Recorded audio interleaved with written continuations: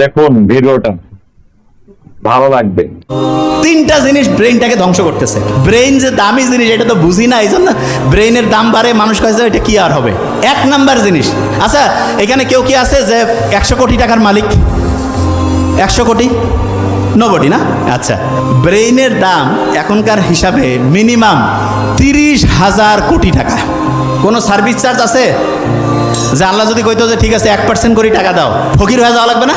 এই ব্রেনটা যে দিয়েছে এটা কাজে লাগাইতে পারতেছি না কেন? তিনটা জিনিস ব্রেনটাকে ধ্বংস করতেছে। এক নম্বরে কি, প্রফেসর মুখতার আহমেদ স্যার বলছে কিন্তু যে আমাদের ধৈর্য কম না?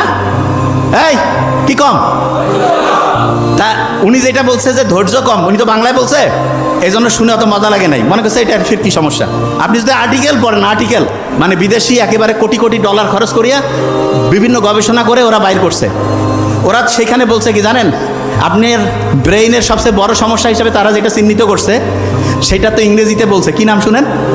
অ্যাটেনশন ডেফিসিট হাইপার অ্যাক্টিভিটি ডিসঅর্ডার। ওরে বাবা, এত বড় রোগ!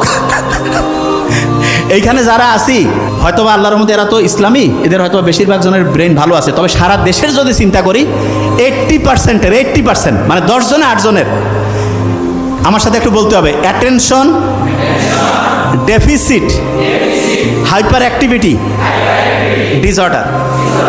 এইটাকেই বাংলায় বলে কি, ধৈর্যের অভাব। এবং আপনি যদি ডাক্তারের কাছে যান, যদি আপনার এটা লিখে দেয় ADHD, কবে যে আপনার বিশাল বড় সমস্যা।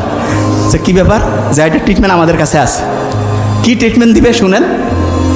বলবে যে আপনি ঠিক রাতে এশার নামাজ যখন হবে তারপরে মোবাইল টোবাইল দেখবেন না, ঘুমাবেন।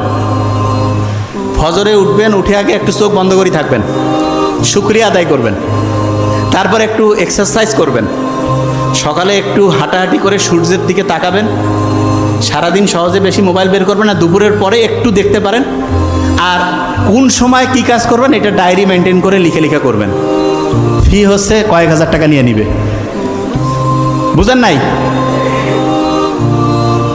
বড় বড় যে রোগগুলো